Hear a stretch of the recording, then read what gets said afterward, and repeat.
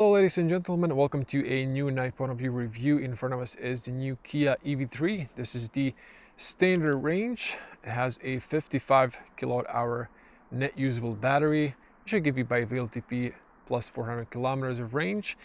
Now, I will do separated range tests tomorrow, but it's going to be on the channel eventually. Around 300 kilometer trip. Let's unlock the car. You can see here the LED headlights. We're going to check the performance of these outside the city. So these are the projectors on higher trims you can get with the lens matrix. Now this has the front wheel drive, so the electric motor is on the front. It has 150 kilowatts of power. That's equal to 204 horsepower. We're sitting on 17-inch alloys and a lot of tire.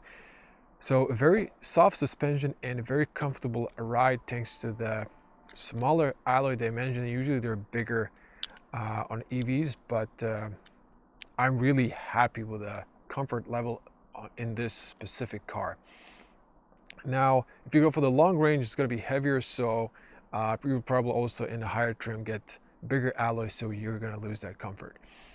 Now, let's check out the back here if I unlock it once again. I like this kind of futuristic design of Kia. I really love it. And let's check here the cargo space. So this one's manual. Now 460 liters of cargo space. That's 1,251 if you knock down the rear bench. So let me just close this up. Now I have the new Insta360 Ace Pro 2 camera. I decided to use the just like linear shot. Should be more natural and should fit the frame. Now it's very warm and there's so many of these little flies here in the light, so I just hope they didn't get inside the car. They're all over the car on the street light. Okay, now I can keep just this one in the pocket. I'm just gonna put it in there because it has this little separate physical key and it's just like making noise. Now, let me just get comfortable. Okay, so this is how the car looks inside on the back. So very nicely illuminated. Unfortunately, no ambient lights in this trim. Now, when the lights go off, you just press here the EV on button and car starts. Now, this is the home menu. And let me show you here the embedded navigation. You probably saw this from Kia. You can add a different menu here with driving data, small navigation, compass, clock, or lots of useful information. Or you can have like a full screen. Now, if you go to the home screen, so this is the first page, second page, you can open Apple CarPlay. If you go to Kia, here you go back, and we can use, in this case, Google Maps, or we could use Waze. So there's a lot of real estate there. Beautiful screen, sharp graphics. Now there are AC controls here. They're a little bit obstructed by the steering wheel, but you can use here for the temperature, so it's not too complicated. And that's that. I'm gonna show you reverse camera here. Excellent resolution. You can have full screen, different views. Now let me just back up, see if it's gonna show centimeters or something. No, it's just we have this visualization. Put it to drive, and we're gonna head out. Now in higher trims you can get, of course, a 360 cameras, so on the front and on the side mirrors, but in this case we have it only on the back. But we do have front parking sensors and rear. Now let me just lower the window a little bit. Of course those little flies got inside, so maybe some of them will leave. So just to show you here, or you can hear maybe pedestrian warning sound.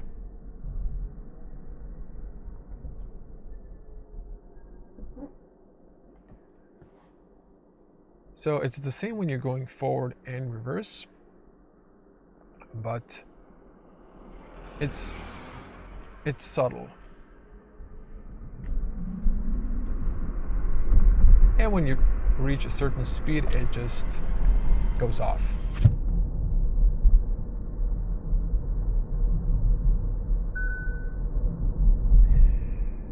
Now, someone asked the other night that I ran a stop sign. I didn't. See, now the traffic light is not working. That means the stop sign applies. This is European traffic regulations. So now it's the rule of the signs or the right hand if there's no signs,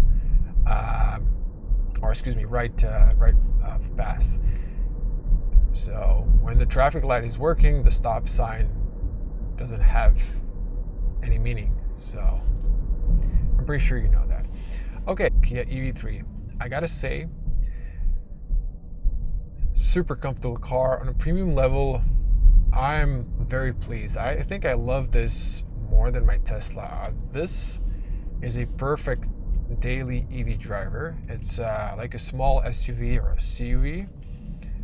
Perfect. The 17-inch alloys help. They just soak up all these road imperfections. Suspension is quite comfy as well. I forgot to disable the, actually, let me just do it like this. Actually, I was in the menu that I wanted to be in. Just hold the OK button. And then it pops the menu for the driver assistance. And then we say here, stop annoying me. So there we go. Now I can go back to Apple CarPlay. There we go. So no more pesky speed limit change. Yeah, that's not one of the best European legislations, I guess. It's still beeping. Why? Oh yeah, again. Oh well, let me just see here. Sorry, forgot to disable that.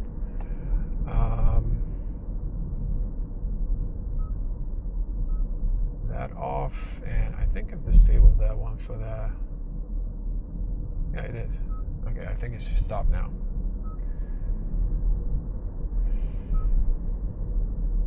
Apologies for forgetting to disable that. Back to our review. Now, I wasn't this pleased with a car in a long time. So, overall, great impressions. Now, 204 horsepower is great. So I just got a 25% warning. At 15%, it reduces the power.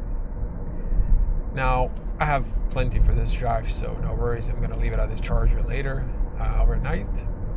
So the car picks up speed easily, instant acceleration. This one's even more comfortable, and it's a perfect driving machine.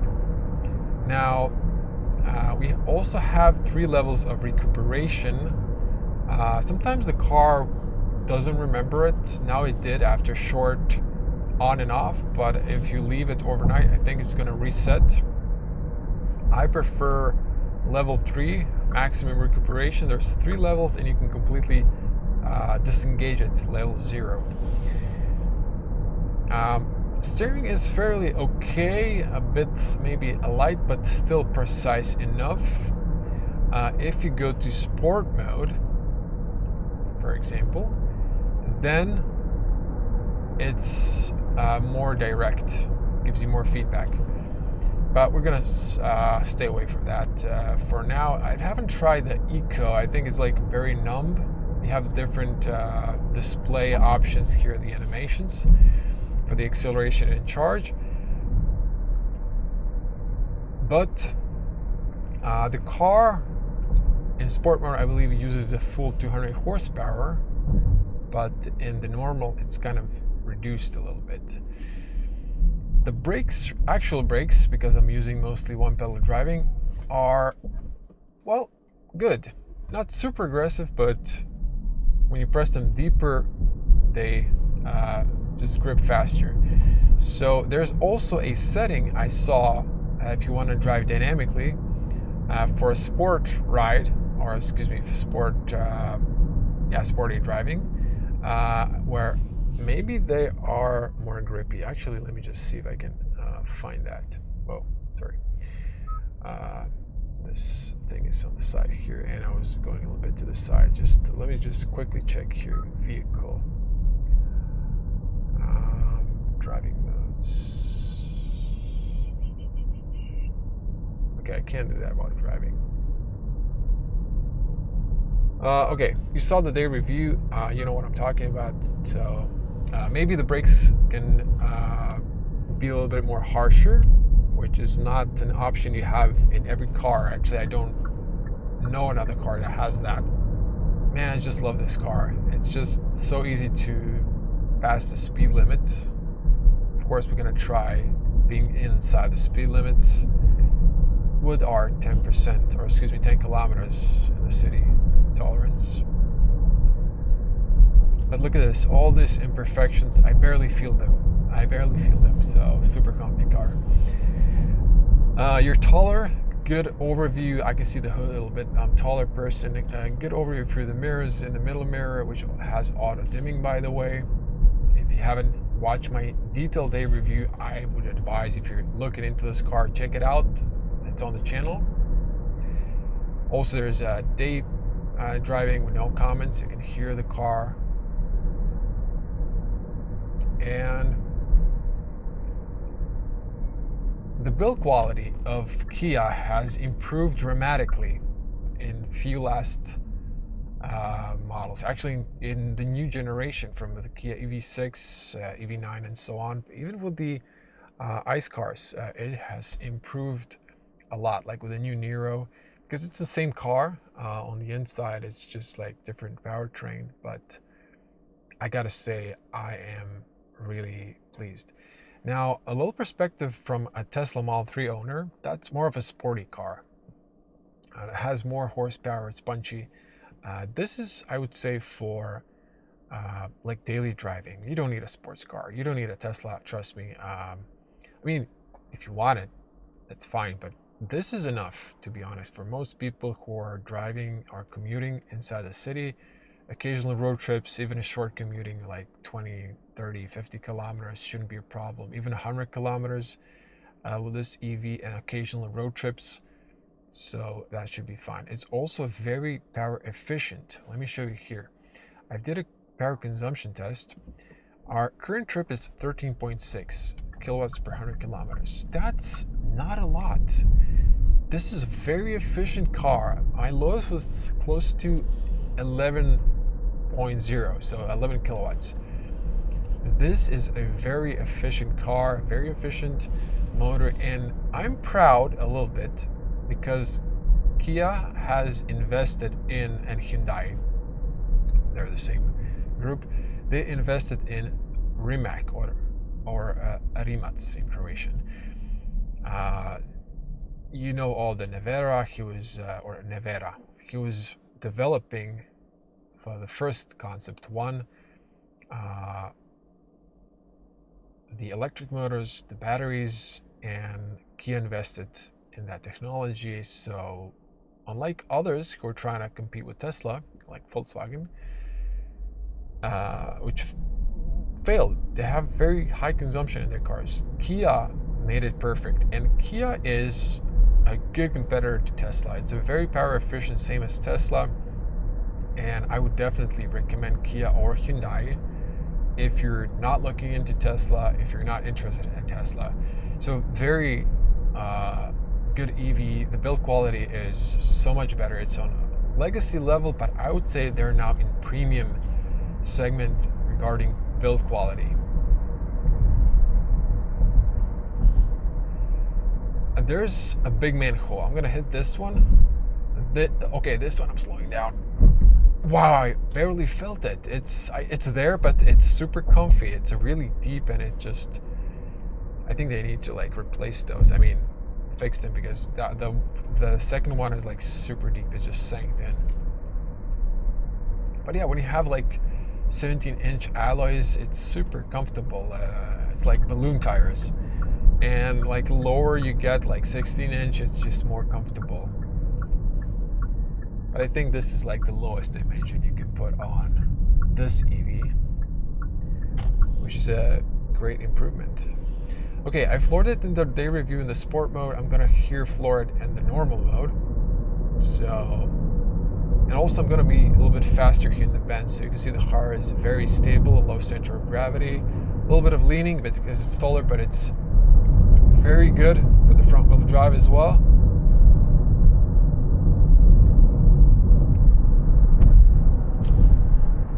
Okay, so it's not so direct steering as in the sport mode, but it just flies. Look at this, it's flying and quickly de-accelerating and recuperating. So this is 100 kilometers per hour. So you can hear mostly tire noise. This is a rough asphalt. There's going to be like a batch of smooth and rough, so you're going to hear that as well.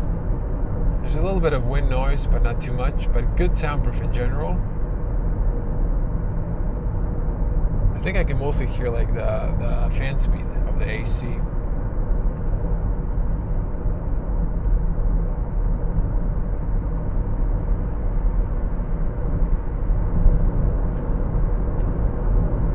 Okay, smooth asphalt, rough,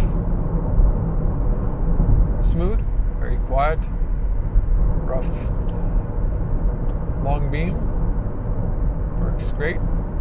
Okay, 130.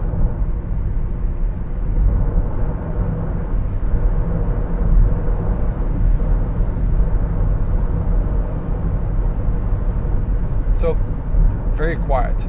Now let's hit it to sport mode. I'm gonna drop to 100. And we're gonna floor it once again all the way. It's not savage as a Tesla, but it's speeding up very nicely. For a 200 horsepower car, instant acceleration is just faster than any ICE car that you can buy for this money. Okay, I'm gonna go back to normal now, and I will do, actually I can do it in the My Drive. I've set up a normal driving mode and a more feedback on the steering wheel. Now, one more thing here. Let me just show you the embedded navigation, how it looks. It's pretty dark. I do prefer Waze more. It's more colorful. Okay, I can engage the autopilot. It's like Tesla FSD visualization. It's keeping me in the lane. If I try to move, it's gonna correct me in the center. I can change the distance here. Let me just see here. Okay, I've selected the cruise control. So I can select here the distance. There's 1 to 4. And once again, if I just try to push it to the side, it won't let me. It just keeps me in the center. It's great. So perfect for cruising and longer journeys as well. So I'm very pleased with the car. In general, love it. The build quality, the comfort, the good soundproof in the cabin. And this is if I show you the, excuse me, if I show you the after charging, actually it reset it, never mind. I showed you that in the day review, so it doesn't matter.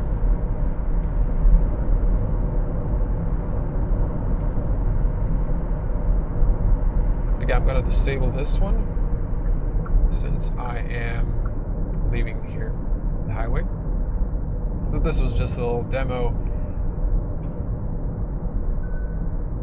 Okay, my hands are here, relax.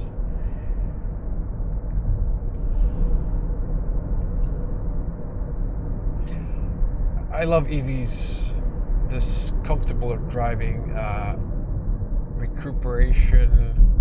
So it's like braking with the engine, like downshifting the thermal engines or the ICE. So thermic engine. That's what they call them now in Europe. In English, English, UK or America, Canada, whatever, Australia, they call them ICE, internal combustion. That's more like of a. Now let's talk price. This car is probably one of the most affordable EVs. I think in Germany it starts around 35, but here in Croatia it's a little bit more, around 36, I believe. But this one is 39,500. So it is quite affordable. You can also get the incentive of 9,000 euros, and then this is a very sweet deal. So you can get it for 30K. That's a bargain today with the inflation, honestly. And batteries covered 150,000 kilometers, and I think it was like 8 years. That's like some sort of standard for EVs. And if you buy this in Croatia for cash, there's a 1,000 euro discount, which is just like really not a lot if you giving someone cash for a car. But I know most people just lease the car and finance it.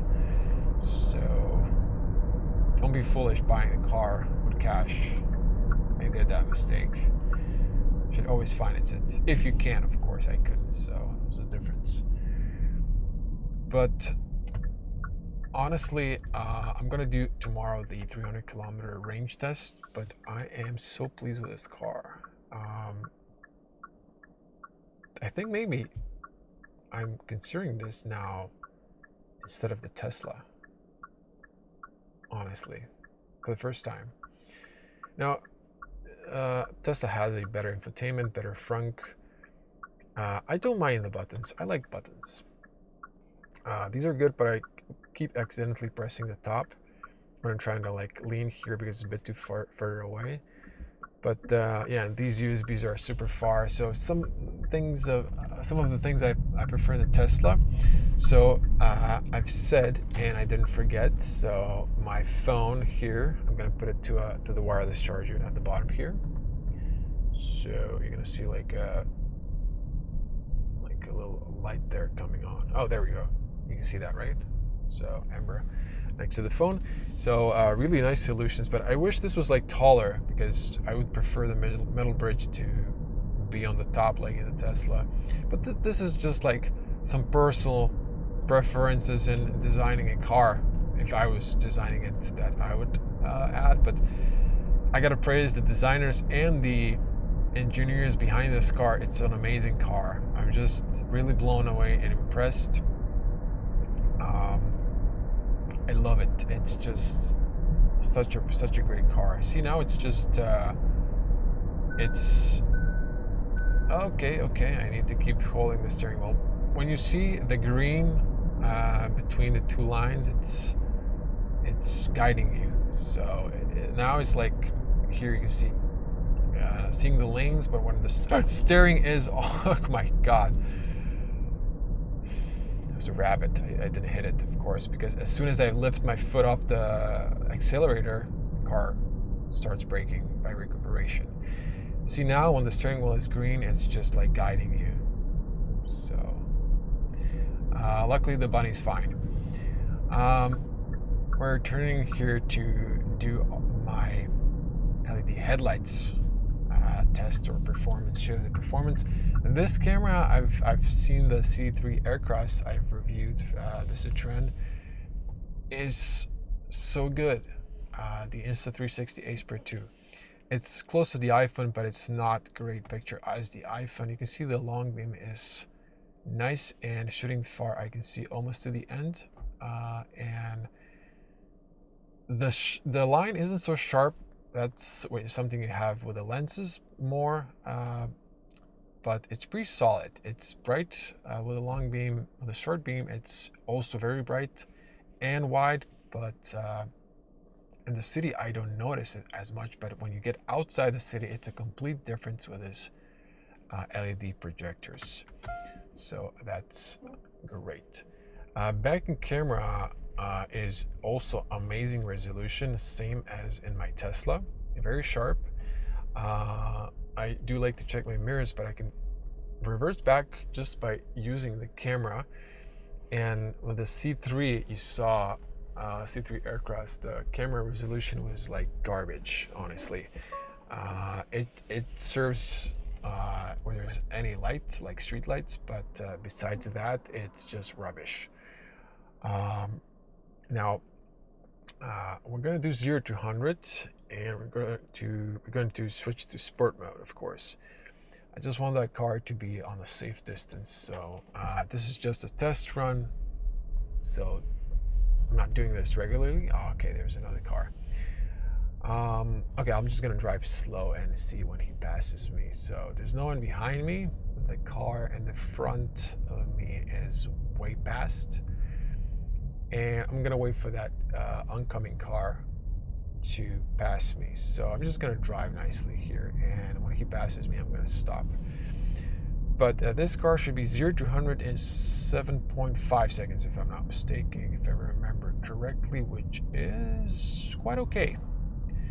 So that car has passed me. I am going to sport mode. Okay, no one behind me, we're safe. Brake, throttle all the way, or the acceleration pedal, and release the brake.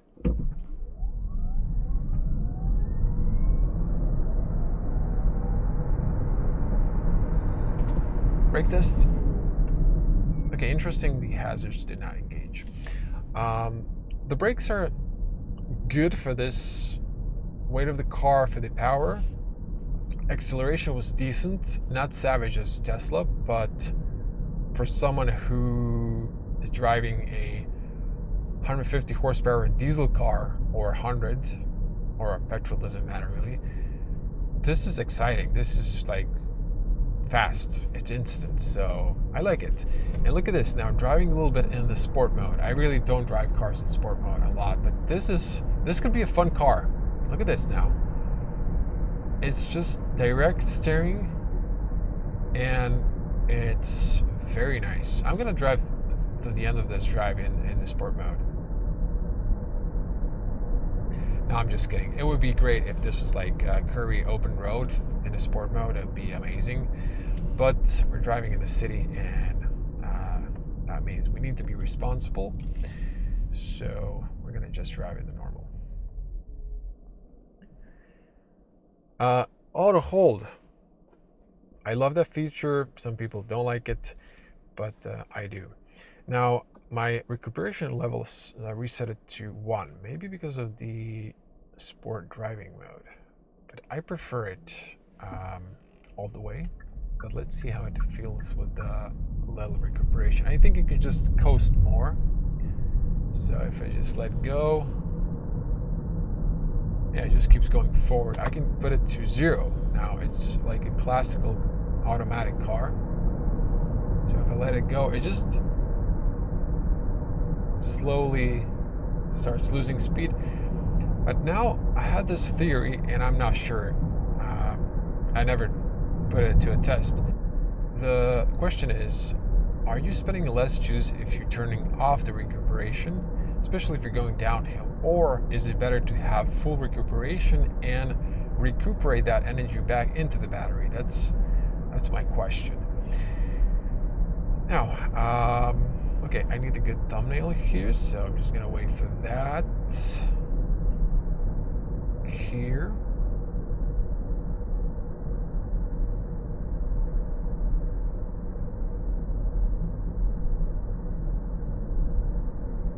I just wanted to show the power consumption. Now we've speeded it up a little bit, so it's a bit higher, but it's below 16. That's amazing. And it's dropping down. So very efficient, as I've showed you. Also, you can just keep your hands close and the car will do everything, but I'm gonna disengage this like assistant now. And we're gonna wrap up the car, wrap up the video. Car is a huge recommendation. If you are looking for this car and you're here for this video, definitely go do the test drive. If you feel this is for you, just buy it. And I would go for the higher trim, but this standard range is amazing. I haven't tested the long range. I would recommend long range if you're like doing a lot of highway driving, long distance. Then I would maybe advise, if you're like doing 400 kilometers, go for the long range. I'm gonna see if this can do like 300 kilometers. Then this would be great, even as a standard range car for you. The only maybe unfortunate thing is there's no LFP battery. That would be better if you want to keep the car long term. Just to show that pedestrian sound warning system. It's very subtle. I love it. If you're in Croatia, you have here Kelo chargers, and they have like app that works abroad, and you get a like receipt that you pay at the end of the month. Croatian company, but here in Avenue Mall they have like 4 chargers. This is a great spot for cinema. I like to come here for that occasionally, and where I do my night point of view driving reviews or end them. I'm trying to remember if I've left something out that I've maybe wanted to say, and if there is anything, I'm going to add it in the charging video or the range test. But I've said it all. I think it's this car made such a great impression as an EV, as much as a legacy car that was considered